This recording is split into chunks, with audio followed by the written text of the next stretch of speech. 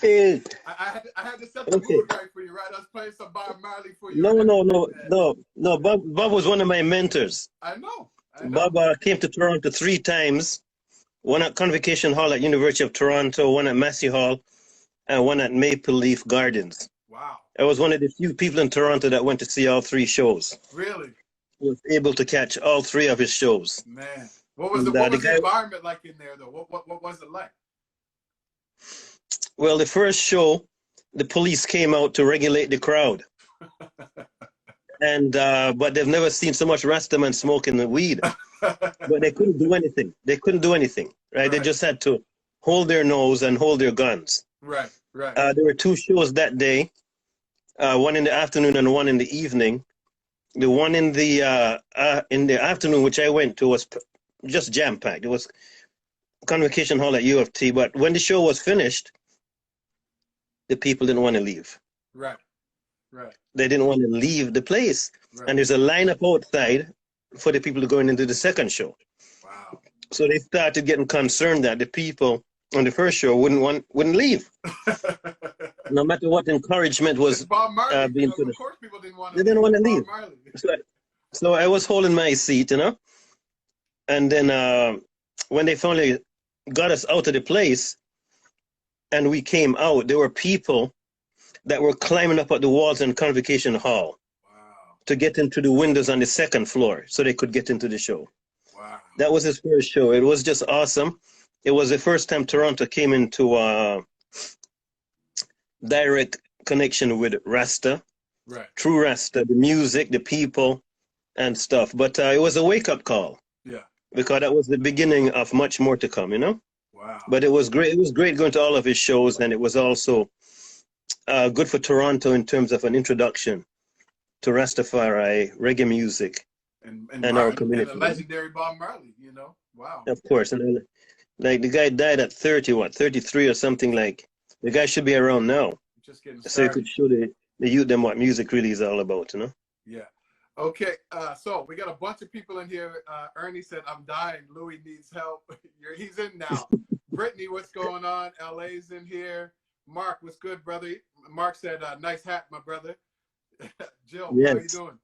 Oh, he recognizes it, eh? So, I'm going to tell everybody. So Louis is a community activist.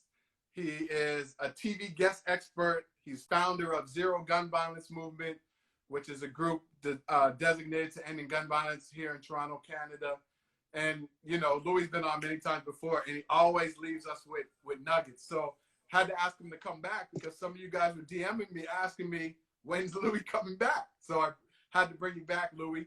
So why don't we just kind of start with you telling everybody a little bit about like what Zero Gun Violence is and kind of how you started this whole movement.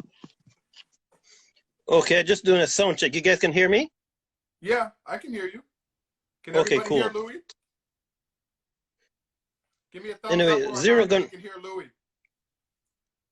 Yeah, Zero Gun Violence Movement was launched 2013, June the 21st in Toronto. Right. And it really started as a 90-day summer project to address the issue of gun violence in our communities. Right. Not to get it down to zero, but to work towards it. The same day that we launched it, there were 2 shootings in that same neighborhood. Wow. So CBC phoned and said, what's going on? Like, you're talking about zero gun violence, but the violence. So I said, we don't have the solution. We're just going to work with communities to find out what's going on and to do something about it. Right. And that's why we need zero gun violence, because people seem to be tolerating the gun violence depending on which part of the city you are in. Right. So everything was about bringing awareness to the issue of gun violence, because basically the politicians will not tell you the truth. Right. It's not in their DNA. They can't tell you the truth about gun violence because a lot of the reasons for it will point back to them. So they're selective in what information they give out. The police can never tell you the truth about gun violence because they're always under investigation or there's some confidentiality, whatever going on.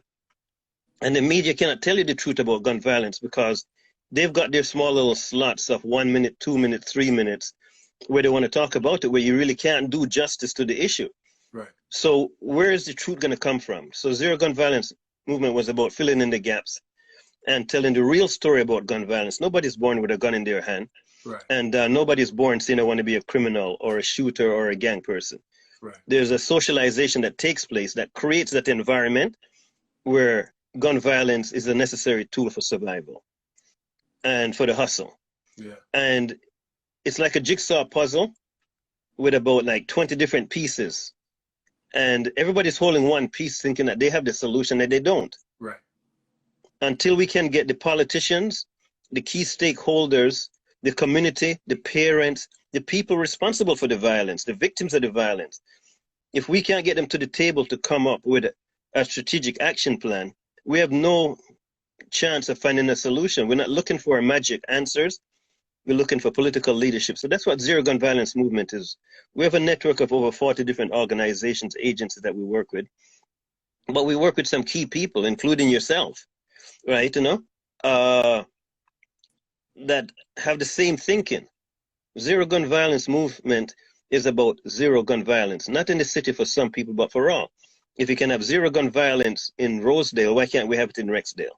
Right. If we can have zero gun violence in Hyde Park, why can't we have it in Regent Park? Right. Right? So it's not that we're asking for the impossible. We already have the template.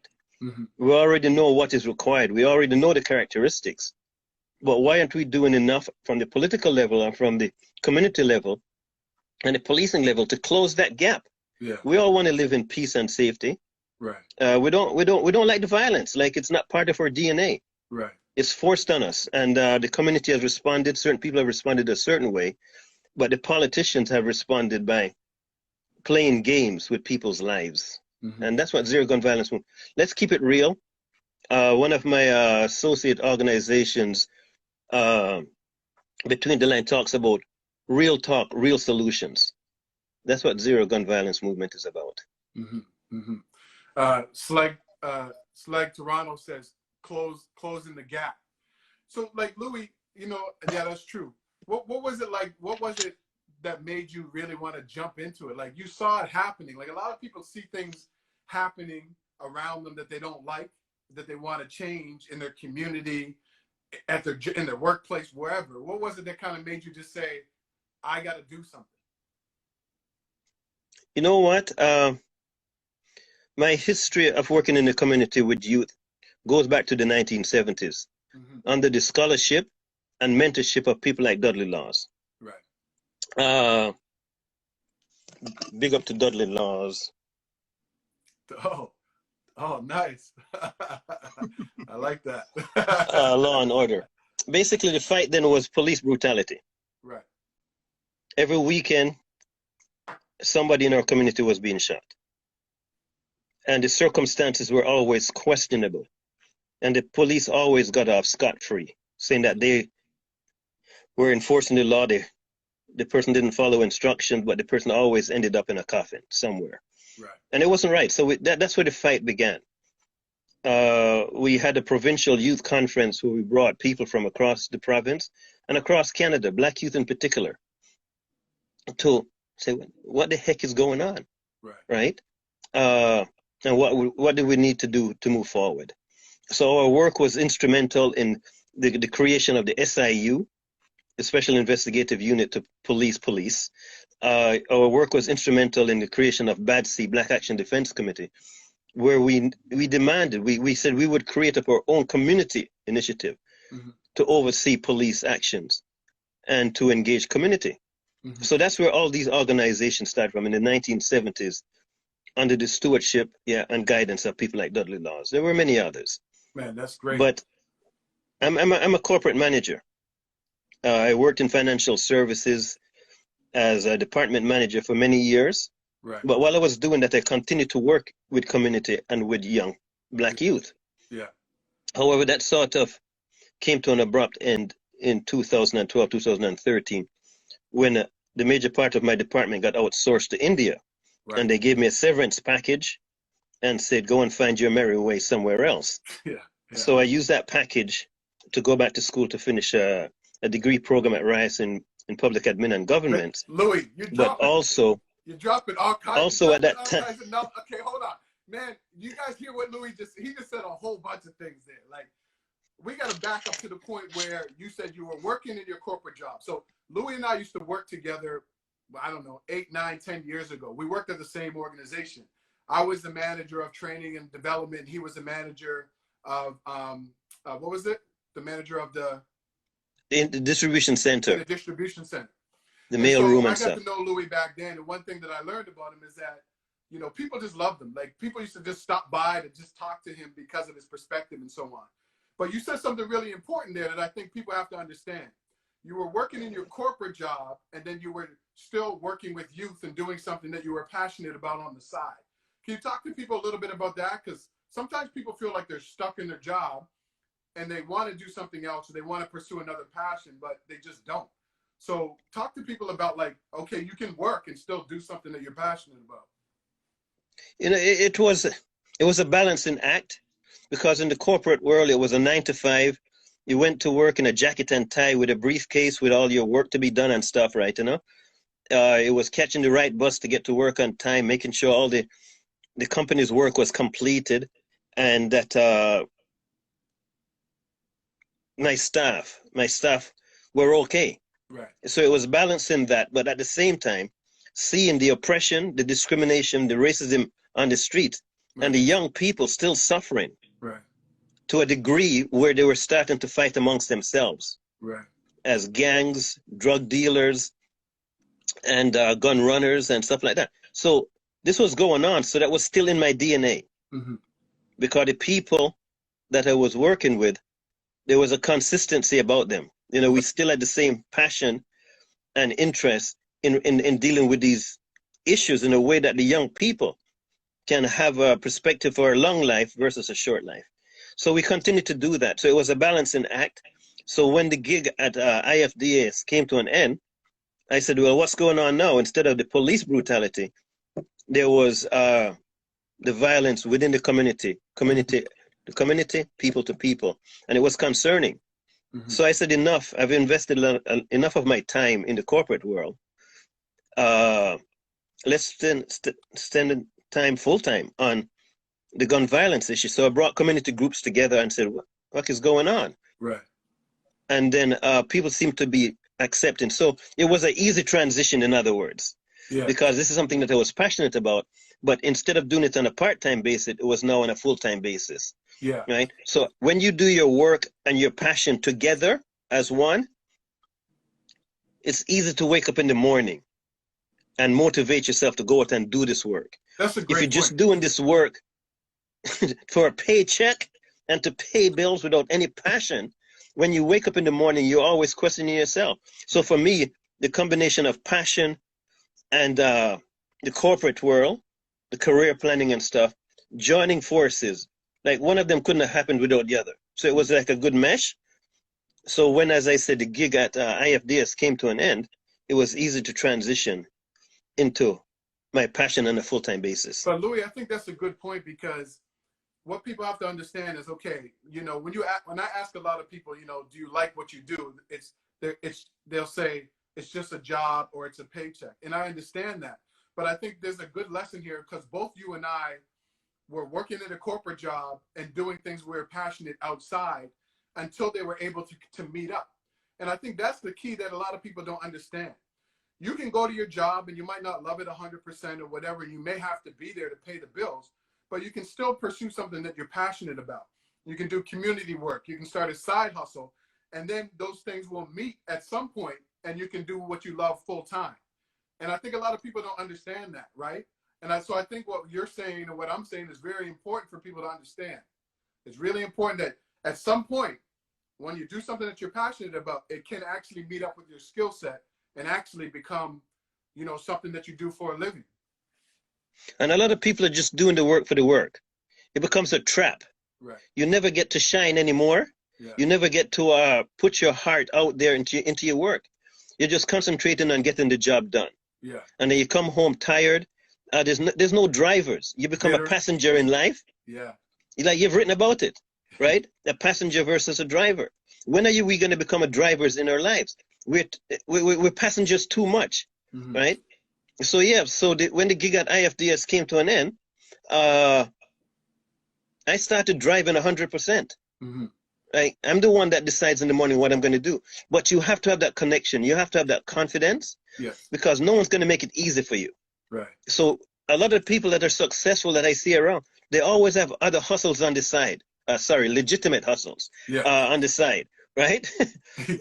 Whether it's a business, whether it's a volunteer position, whether it's a board of director, they always have something else going on. Yeah. Because work alone is not going to cut it anymore. Right. And that's what Corona has forced us to sort of rethink. What does work really look like? Yeah. But we have to be the drivers in our life. And I decided that a long time ago. Yeah. That I'm going to be a driver. Yeah. I'm not going to be no passenger. It's not going to happen. Yeah. Yeah. Right? No, we have this conversation all the time. Real Talk 902, Real Talk said, keep up the great work, brother. And also said dedication along with determination equals success. Yeah, I like that. I like that. Without sports and entertainment, where would we be? Your passion doesn't always bring financial success. That's true. Dr. Vibe said, I'm blessed, highly favored, and a magnet for miracles and a solution to someone's problem. Yeah, I like that. So Louis, talk a little bit about one of the things too that you said earlier is like too is successful people also have like investments. They have investments. They get their money working for them, and that allows them to free themselves up to do more of what they love. So let's talk a little bit about like investments, because there's a lot of misconceptions about investing. A lot of people think that you have to have a lot of money to get into the stock market or real estate investing or whatever. So let's talk a little bit about that, because you and I always have these conversations. And in fact, you know, Louis and I are part of a group of Black investors who shares, you know, investment tips and information all the time with each other. But talk a little bit about that, because there's a lot of misconceptions about investing. I think it's important to realize when you have a dependency model where you're depending on others for your success, your survival, for your passion, for your dream to become real, it's a problem. Yeah. Because they become the light switch for you. They turn you on and off we have to break these dependency models. Yeah. And we have to have confidence in self. So I remember in a previous life, I was at school, and this professor came into the class. He was teaching us about financial analysis and financial management. And he said he was a retiring professor. So he put up his feet on the desk and we just have chats in the classroom, right? Right, right. So he said, if you want to learn about the investment market and about investing, buy silver. So I didn't know the heck what he was talking about. Where the heck do I buy silver? Right. So he said, look, silver is about to explode. Go out and buy silver. So I had $1,000 from a GIC that was maturing that week. I took the $1,000 out.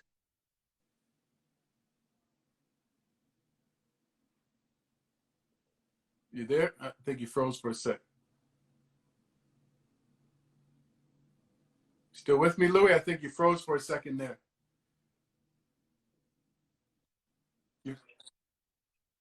Canvas bags, right? So he came out with a bag of silver coins, 2 of them, as a matter of fact, filled with silver coins. So I said, holy shit, what did I get myself into? So I went home. I had a gym bag. I put them in. I got them home safely. And I started tracking, educating myself about silver. Why was it going to explode and so on? The price of silver went from $5 an ounce to $50 an ounce. Wow. Less than a year, tenfold. Because there were some manipulating forces out there called the Hunt brothers that had manipulated the market and was buying up silver so the price could be driven up. So it was a lesson for me. Wow. Right? So I didn't sell at 50 because somebody was saying it was going to go to 100. Right. But when it was discovered that the market was being manipulated by 2 Texas brothers called the Hunt brothers, the price started sinking. So it went down to 40, 30, 20. So I'm learning through all of this. Should I sell? Should I buy? Should I sell? Should I buy? But anyway, I ended up selling it maybe at $20 an ounce or something, right? But that was my introduction into the stock market, how quick you could make money and how quick you can lose it. But having that money on the side in addition to a job allows you to do things in life that you normally would not. So I started buying gold stocks. I made money. I lost money. Made a bag of money, lost a bag of money. But it was an introduction into it. So I started taking classes and courses and investing in education about the stock market. So I opened up my trading account, started buying stocks and stuff.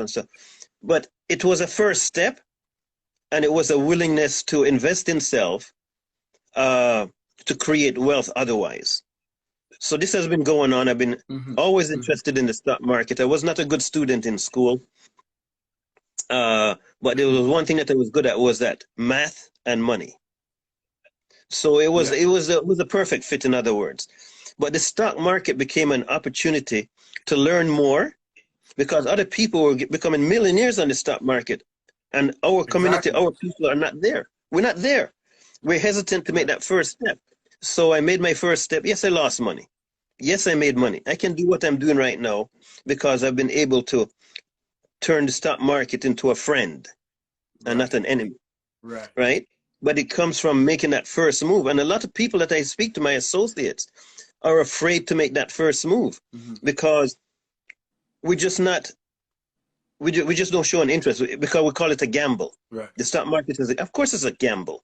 If you do not know what you are doing. But if you surround yourself with people that have the knowledge that you can leverage, right, and learn from, we can turn the stock market. Like the other day, I bought stocks in an oil company for $1 a share. Within 2 weeks, I sold it at $1.40. I made a 40% return on my investment in 2 weeks on the stock market. The stupid stock kept going up to $2. So if I had kept it, I would have doubled my money in a month or two, right? But it's lessons learned, right? But I still made my 40%, and I'm okay with it, right? So yes, there is risk, but the more you surround yourself with the right people that can share knowledge and you can learn from, the better it is. Like even the stock market now has real opportunities. People are concerned about that first step. How do I get involved, right? And just opening up a trading account is a challenge to them. And I'm saying, no, you go in there with $1,000.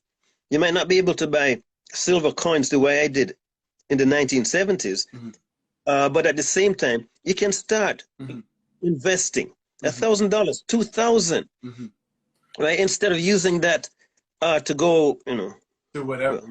No, but I think, Louis, that there's a good point here too. Is there's lots of ways to invest. You can invest in the stock market, and the great thing about the stock market is whatever your interests are, you can invest in. If you're interested in makeup, you can invest in makeup companies. You're interested in cars, you can invest in cars. If you're interested in sneakers, you can invest in Nike.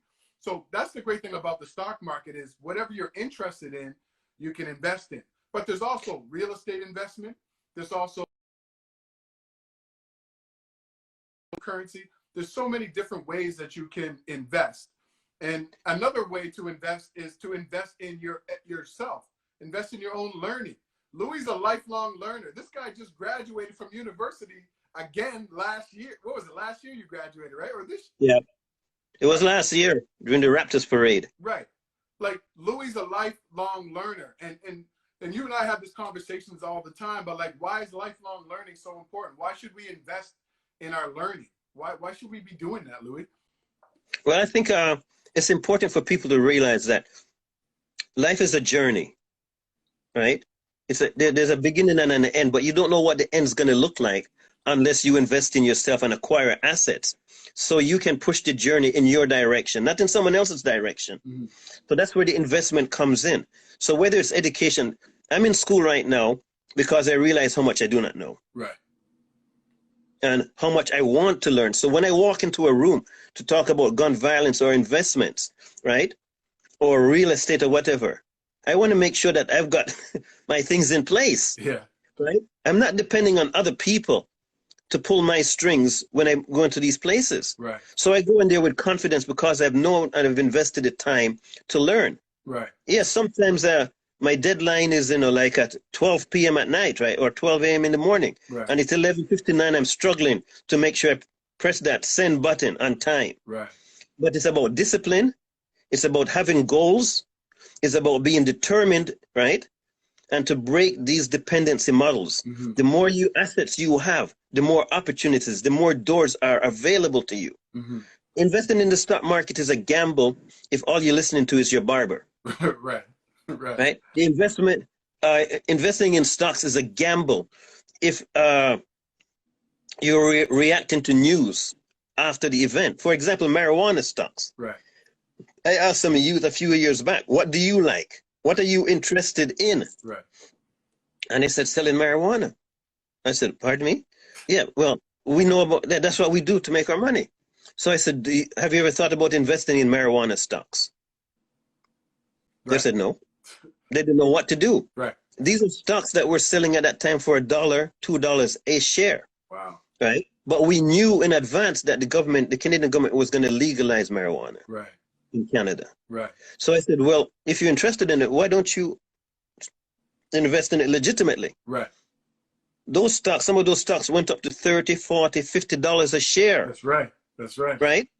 But just how they went up to $50 a share, any bad news in that industry, which we've had, those stocks came down to $40, $30, $20, $15 a share. Mm-hmm. Right. But again, it's about education. If they knew how to open up a trading account,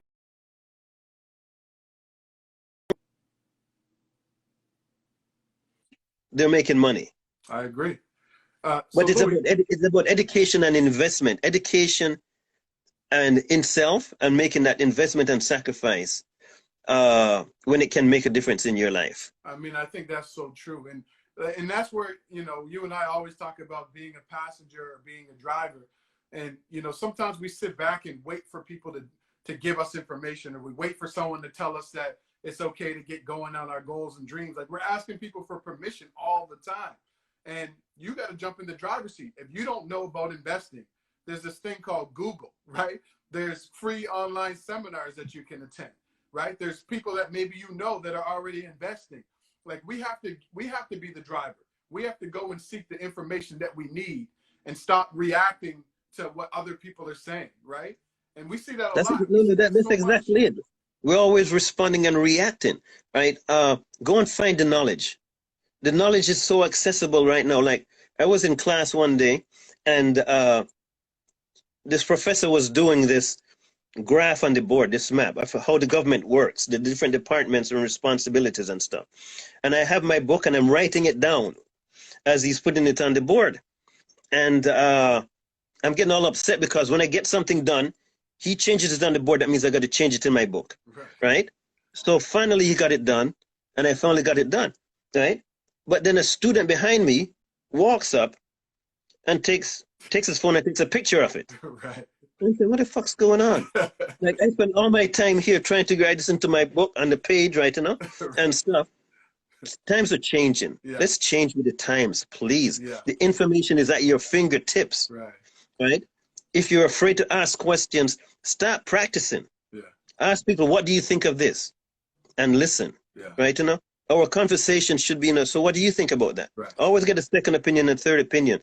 And you've got Google. Go out there, the information is there. Right. And take advantage of it. We have to acquire assets, and assets is not only money.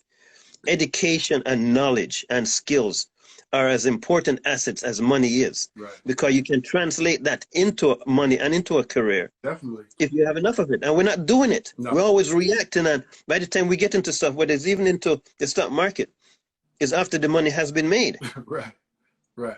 We need to cut these dependency models, and you can't cut those dependency models, but you need the education, the awareness, the knowledge, and the skills, and to have positive people around you that can help you when you get into those sticky situations. No, I think that's a big part of it too. You know, the reason why I started these Let's Talk with Coach Stone is because I have these conversations. You and I have great conversations all the time, me and Dr. Bob, me and all my friends. And I thought, like, you know, I know a lot of people aren't having these conversations. People are still talking about, you know, girls and what going out to the club and makeup and all these things that don't matter. And yet we're having these conversations about how we can move our life forward, how we can make a greater impact in the world. And so you're right. Like, sometimes you have to put some distance between you and some of the people that you're associated with, because they're not moving anywhere. They're stuck in life. They can't, there's no future. They're not looking at anything outside of the neighborhood they live in or the job they have. And so for a lot of people, I think you have to find a new network of people to associate with. People who I call goal getters, G-O-A-L, goal getters. It's true. I like it. It's true. Yes. Right? And I'm sure you've had to let go of some people in the past. I know I've had to let go of a lot of friends because their mindset is very fixed. And the way that sometimes people see the world is, this is the way it is. And I know you've traveled a lot. You've traveled to Ghana and Jamaica and all these places. And when you travel, it opens up your mind to like, there is something outside of my neighborhood, outside of my city, outside of my country. And then you start connecting with other people who are doing amazing things in the world as well. And I think that's what a lot of people get stuck with, just hanging around the same people with the same mindset that never changes. And that when we talk about investing in self and acquiring assets, travel can be good because it gives you different reference points, right, in terms of like what is right and what is wrong, what other people are doing compared to what you thought was right and wrong. right. And that's what traveling did for me. Like I was born in England, grew up in Jamaica, Canadian passport, right? And I spent time in Ghana, right? I'm an international individual. That's why I've got 3 passports, wow, right? And I'm British, Jamaican, and Canadian. That's crazy. Right, you know? But it gives me different perspective on things, right? And that's what we need. We cannot, the system is there's an oppressive system in which we live. There's a racist system in which we live, right? And they've got designation corners for us to be in. Right. We need to break out. Right. We need to break out quickly, and we need to do it now, right? And that's what travel does. It gives you an opportunity to see things from a different perspective, so you can compare what you thought was right and wrong with what another part of the world or region does. And this is what is so important about education. What does education look like, right? Is it about doing the same old, the gerbil on the little wheel, running around in the same circles? Right. We cannot be afraid to learn. I agree. We cannot be afraid to break out. And the time is now. And Corona has given us this opportunity, you know, to break out. So some stuff here in the comments, Louis. The warrior goddess said, I always said I want to be an entrepreneur, but I don't know what to start. Let me see. Everything starts with God. That's what Real Talk says. Without confidence, you lose before you even get started. That's what Real Talk said. I love that. That's true. Mentors are so important. Yes, mentors are very important. Louis talks a lot about his mentors growing up. And, you know, I often talk about a lot of mentors that I've had. You know, Louis is one of my mentors. He's my little big brother, you know. But I think, you know, talk a little bit about too, Louis, about connecting with people and mentors and people who've come before you. Like, how has that kind of made you who you are? So I'm an avid reader. So when I was growing up, if I went to the market and the food was wrapped in newspapers, I would ditch the food and I would read the newspaper. Right. Right. And it would like, in Jamaica, it was like sometimes 2 years old, 3 years old, but I would sit down and read. Right. I became an avid reader and I started reading the biographies of some key people like Kwame Nkrumah, Stephen Biko, right. And people, Nelson Mandela, right. I started reading even the Kennedys. I read their books, right, you know, Malcolm X, Martin Luther King. And that's when I realized that, hold on a second, these people broke out of their dependency models. They had a different vision for themselves and a different vision for their people. Right. And they broke out, and their passion drove them to success, even though failure was always in their mind. But they overcame it. And Louis, I think too, a lot of people think, you know, I'm just me. What difference can I make in the world? Maybe you make a difference in the lives of your family. You know, you don't have to be on this big world stage to make a great impact in one person's life, 2 people's life, your family's life, your community. And I think a lot of people just don't get started with a mission or started in terms of taking action to make a greater impact because they don't feel that they're on that level of Martin Luther King or Malcolm X or whatever. But you can just start with you. Start with you being the best person you can be for yourself. And then your family, and then your community, and then your employer and your coworkers, right? No, we have to kick butt. Like if you look at the story of Malcolm X, he was a hustler. Right. Right, you know? Right. He went to jail. Yeah. Right, you know? And he was doing his time when he met somebody. Yeah. right? Marcus Garvey, the same thing. Bob Marley, the same thing, Yeah. right? They broke out because they did not tolerate and accept the dependency models that kept them in oppressive environments, Right. right? Even when we think of God, I know somebody mentioned God, and I'm trying not to take on the religious thing right now, but God is about a dependency model. Mm-hmm. It is about a dependency model Mm-hmm. where we're depending on God to come and save us, right? Or do the right thing, right? And I'm saying to myself, look, I read the Bible. I was an altar boy in another stage of my life where I used to go to church regularly, right? Yeah. I was not one of the prototype altar boys, right? But but it gave me a chance to listen to the teachings of the Bible, right? The parables, the stories, the lessons, right? But in all of that, I realized that, hold on a second, you have to be the driver here. Mm-hmm. There's no lightning bolt from the sky that's going to come down and fix your life for you, Right. right? Right. Right? And that's what we've been doing a lot. We were waiting, like we do a lot of praying. Yeah. We do a lot of praying, and I'm not seeing the phone being picked up, right? But they say faith So, without works is dead. So if you ain't doing something about the praying, that's on you. no, Jill said, it's a combination. Jill said, big ideas make great conversations. That's so meaningful. Dr. Vibe said, the more you know, the more you need to know. That's true. One by One said, when I said greetings, brother, I was referring to my two other friends on the show right now. All right. Somebody asked a question here. Let me see. Brittany, something about girls don't matter. I'm not sure what you mean by that, Brittany. Girls don't matter. I'm not sure. You have to clarify that for me. So Louis, I think that the other thing too about here's what people have to understand.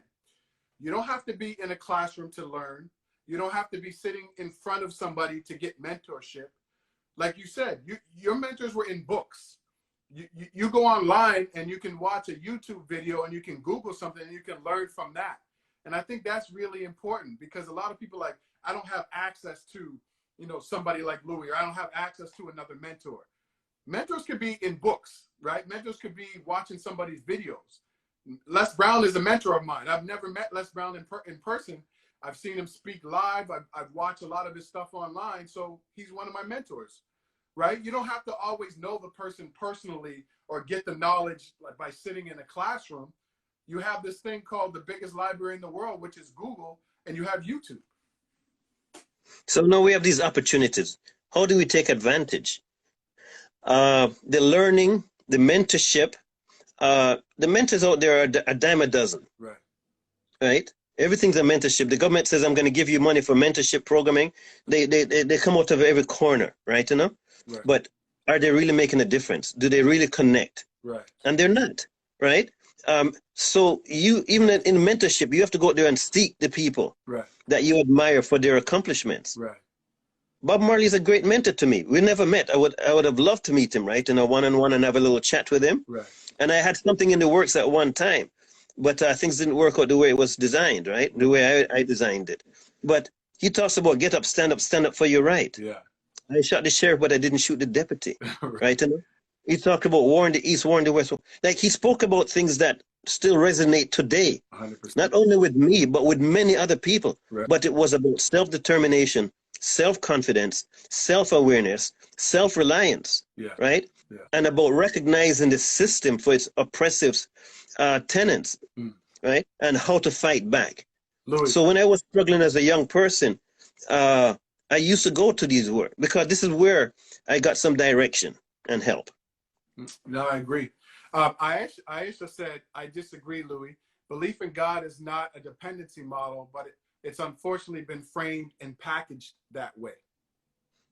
No, and Aisha is a good friend of mine, and she's absolutely right. And that's why I don't want to get into, because I know this could go on, right? Yeah. But look, faith is so important. The spirituality that you have is as important as your passion, your physicalness, right? Right. Your emotionalness. You have to have faith, right? You have to have that spiritual connection, right? But the way it is packaged and presented to my people, and to myself, forces a lot of people to say, let me wait, let me sit and wait. Well, no, I'm not sitting and wait for nobody. Well, let me give you an example, Louis. So I think what resonates with what you're saying. I grew up in low-income housing, right? Drugs and crime. I was headed down the wrong path, doing a lot of the wrong things, hanging out with the wrong people. And at some point, I realized I didn't want to live that lifestyle anymore. I saw too many of my friends going to jail. I had lost some friends, to gun violence at that time. And I was almost there. Like I was almost either about to be locked up or in jail. And what I realized is like, I was sitting back waiting for somebody to come and save me, right? So I was like, okay, and feeling bad about my situation and thinking that I had no option. So I would sit back like, is this basketball coach going to get me out of this neighborhood? Is this teacher going to help me to get out of here? I was always waiting for other people to come and rescue me, right? When I had to rescue myself, it was really up to me. And I see that with a lot of people, whether you're at a job you don't want to be at, you're waiting for someone to come and wave a magic wand to get you out of that job, or maybe it's a relationship that is not loving and caring, or maybe even abusive. You're sitting back waiting for something to happen to get out of that. And that's what we're talking about when we're talking about being a passenger or a driver. When you're a passenger, you can't, like, we're waiting for somebody to save us or to do something. And I think that's kind of what you were talking about, is like, it's easier to say, I can wait on this person or this mentor or this spiritual figure to save me, and sit back and just wait for it to happen and not take any action yourself. Right? Look, then even when you decided to change your course, a lot of your friends became ex-friends. Oh, for sure. It's risky, and people do not want to let go of the baggage. Right. Right, Right. And so we get into these comfort zones where we have low expectations of self, right? And we live that life. Right. Like an associate of mine, she was on her deathbed a few months back, right? They called in the family to give her the last wishes and whatever they do there. Wow. And I spoke to her and I said, what was going through your mind, right? And she said, look, she has to take responsibility for her life. She wants to leave a legacy that people will know, where she made a difference, not only for herself, but for others. Right. I ask people on a daily basis, have you done anything positive to help somebody else? Right? What is your legacy? What do you want written on your tombstone? Like Louis March, well, he helped young people. There's nothing specific there, right? You can't walk on sand and don't leave a footprint behind. Right? But that footprint is not about you, it's about clearing the path for somebody else or showing the path for somebody else. Yes. Like right now, people used to say, well, I don't have time to do this, I don't have time. No, with Corona, we have time. Right. What are you doing with that time? Right. Are you growing and developing as an individual or as a family? Right. Are you helping others? Right? Corona has exposed the underbelly of our society and the capitalistic system. That's what Corona has done. Right. Who's important, who's essential, and who's not, right? But what is your contribution to it? Are you going to sit down and wait for this new tomorrow to appear, and then you have to position yourself, or do you start positioning yourself today? That's the question. For this new, right? And what are you going to take charge of? Or are you going to wait on Justin Trudeau to come up with another announcement about what money is available, and then you flock to that? Right? When that money dries up, right? What are you going to do when the jobs dry up? The ones that are not going to come back again. Right. What are you going to do? And how do you position yourself now? That's what a driver does. Right. You start thinking ahead on the pathway that you're going, and not always reacting to where somebody's taking you. That's a good point. So Brittany said, you made a statement earlier that said men are focused on things that don't matter. One of the things you listed was girls. I believe that's a dangerous statement to make. I don't understand that. It's okay. I wouldn't say that, right? About girls don't matter, right? Like, we're all in this together. I think everybody. That might have been a misunderstanding or something. But we're all in this to me. Like I love our women. I love the work that they do. I love the fight. I love the I just love it. Well, anyway. But at the same time, in our history, whenever the men and the women are working together as one, we have accomplished so much. Oh yeah, for sure. Right now, there's a fracture taking place. There's a division taking place, and it's not healthy. Right. And that's one thing we also got to start looking at. How do we get back together as one unit and do things? Because our history, our success has been always been dependent Completely on the man and the woman working together as one. I agree. One by One said, not the right mentors are getting the jobs, the people who can actually connect with people. So he's saying like there's mentors out there, but they're not getting connected with, you know, they're not getting the jobs, right? So, you know, again, I think it's your own responsibility to seek out your own mentors, right? You know, I've seeked out lots of mentors. I have mentors and business coaches and coaches for different things in my life. And I think a lot of us, a lot of times when money goes out or something like that, we look at it as going out, but it's an investment. We have to start looking at time, spending time with the right people as an investment. We have to start looking at seeking out mentors. We have to, as investments, we have to start looking at learning as investments. We have to start looking at the stock market as an investment, right? We always look at money going out and we think that it's an expense or it's being spent, but it's actually an investment. Right. And that's the important thing. I think it's important to recognize that even when we talk about the gun violence issue, I always make it clear that the communities are not underserved, they're poorly served. There's money flying into these communities left, right, and center, but where's it going? Right. Is it going to those people that can have an impact, right? You know, we're talking about quality of service, not quantity of service. Right. Jane and Finch has received a lot of money. There's so much organization and programs there, right? You know, but are they reaching and connecting? Do they have the right people running the programs? Right. And what I'm saying is that, and this is where I go to political leadership. You know, like John Tory says he's going to put $2 million on the table for, you know, crime intervention and prevention and stuff, right? You know, is that enough? But who's going to get that money and who's not going to get it? Right. The people that I work with, right? I know I can trust, I can count on them, right? But at the same time, when you put $2 million on the table, people come out of the woodwork and they craft their application, depending on what that looks like.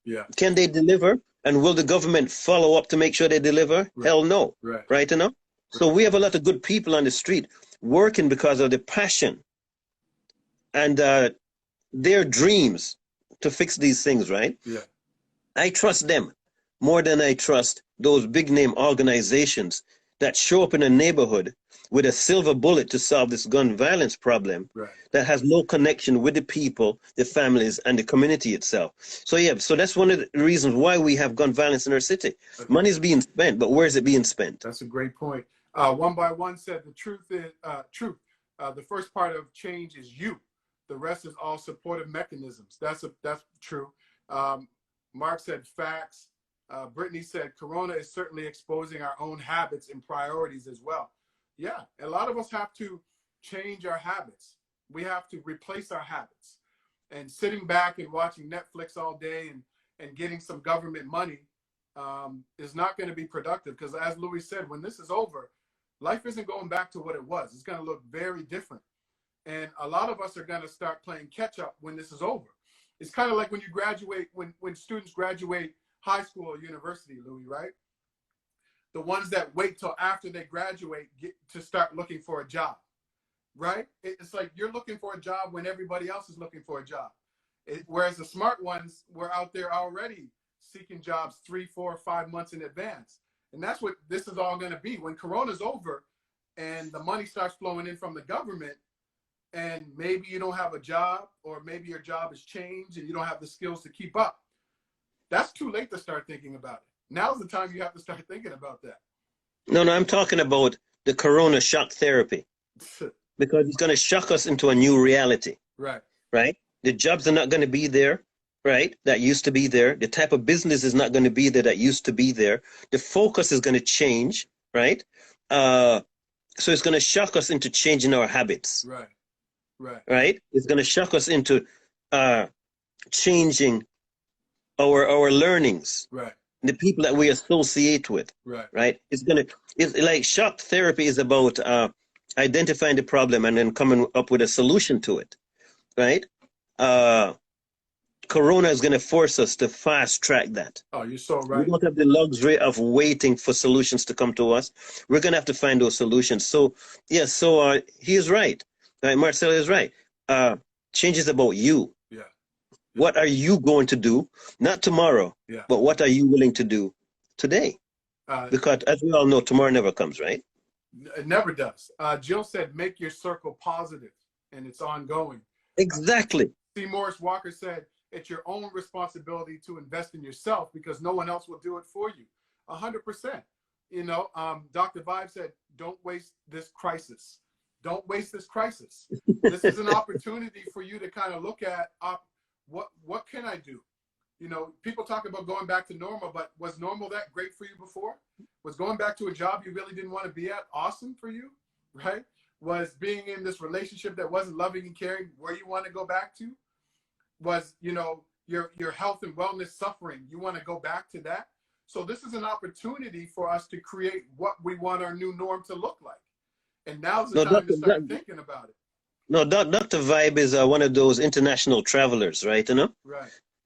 Like he has a show where the Dr. Vibe show where he's talking to people from England, he's talking to people from Jamaica, he's talking to people from the States. That's right. So he's been able to connect with all these different people over specific issues. Right. And he's been doing this for years, Yeah. right? You know? Yeah. You're doing this show virtually. Right. Like this could not have happened prior to Corona, like trying to get people to physically get together to meet, right? You know? Right. So we have new opportunities. Right. Right? Some people are ahead of the curve, some people are catching up, but some people are going to be left behind. Right. And what I'm hoping is that these discussions that you're having, right, will wake people. It's a wake-up call. Yeah. Right? As I say, shock therapy. You're going to have to change because there's Corona today. What's there going to be tomorrow? Could be something else, right? So I agree. Superior said, make it a positive new normal way of life. I agree. C. Morris Walker said, we're moving into a technocracy and we need to get the skills, knowledge, and abilities now. And guess what? You're so right. Now you can be learning from your home right now. Instead of going to YouTube to watch some videos or some ratchetness or some whatever, why aren't you learning something, right? So you're right. We own our own, I always say, we own our own happiness. We own our own success. We own our own failures. You own it. So what are you going to do right now to make your situation post-corona so that you're further ahead when this is all over? So Louis, and it goes back to our real talk, real solutions. Right. We have to be honest. Right? We cannot be playing games with our future anymore. Right? Let's keep it real. Because when you keep it real, the chances of you finding real solutions, increase dramatically. Yeah. Stop fooling yourself into believing that everything's good. Yeah. When you know damn well. Sorry, I don't mean to swear in your program. It's all good, man. It's all good. When you know that you're avoiding the reality of what's going on, right? Let's keep it real, because once you keep it real and you surround yourself with real people, your chances of finding real solution increase dramatically. So Louis, we got about 2 minutes left. Dr. Vibe said conversations need to turn to conversions. So we got 2 minutes left, Louis. What do you want to kind of leave people with? First of all, everybody, make sure you follow Louis at louismarch.to if you're not following him. You can also follow at Zero Gun Violence Movement, yeah. here. But Louis, what else do you want to kind of leave people with over the last couple of minutes? What do you want them to know? I think it's a time for a revolution. We need to change our habits. We have to change our thinking and realize that the world is changing around us in such a fast pace. We cannot bring the same tools to the job anymore. Mm-hmm. We have to get new tools, right? Because, as I said, we're in the fast lane. The change is happening faster than anybody could have expected. Right. But the good thing about it is that we have it within us. Surround yourself with supporting people. Surround yourself with positive vibes, right? And start making a difference. Because if you make a difference for yourself individually, right, it will have an impact on others. We can make this change.